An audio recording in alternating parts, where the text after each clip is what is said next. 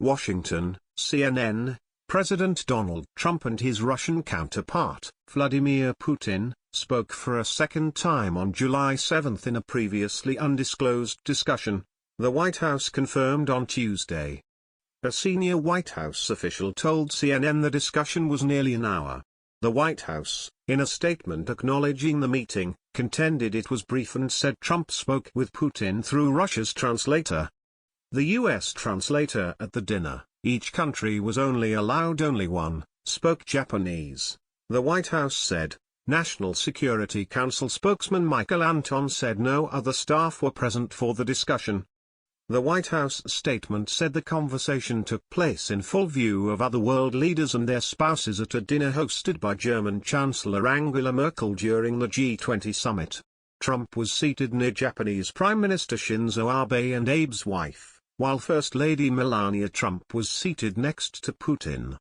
The White House said Trump went over to his wife and spoke with Putin near the dinner's end. The discussion came after their scheduled, 2-hour-long bilateral meeting earlier that day. The White House, in its statement, sought to downplay the significance of the discussion. It is not merely perfectly normal, it is part of a president's duties to interact with world leaders, the statement said. The statement also disputed characterizing the discussion as a second meeting, but instead called it a brief conversation. Trump responded to reports of the meeting later Tuesday evening on Twitter. Fake news story of secret dinner with Putin is sick. All G20 leaders, and spouses, were invited by the Chancellor of Germany. Press New. Trump tweeted, following it up with another, saying, "The fake news is becoming more and more dishonest. Even a dinner arranged for top 20 leaders in Germany is made to look sinister." News of the discussion, however, was not that Trump had attended the dinner, but that he had an undisclosed and one-on-one discussion with Putin at it. Only the Russians will have a transcript. U.S. presidents at summits often hold private and impromptu discussions with other world leaders.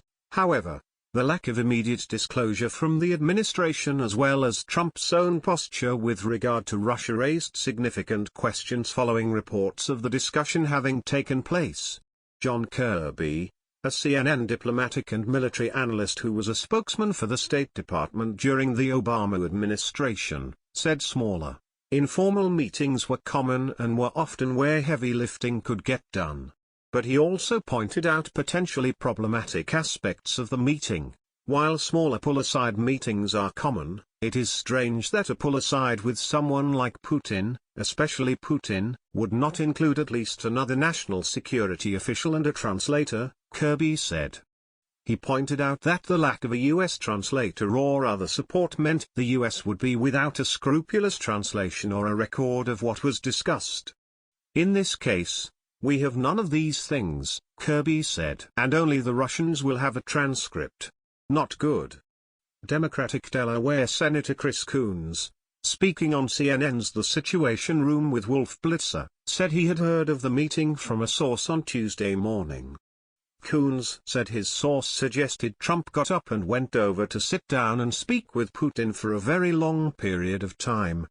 There was a couples-only social dinner at the G20. Toward the end, the president spoke to Putin at the dinner. No staff or cabinet were at the dinner at all, for any of the countries, with the exception of translators, Anton said.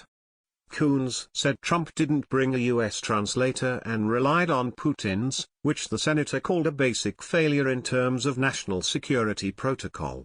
Asked if there was any depth to the conversation, Coons said there was no way to know.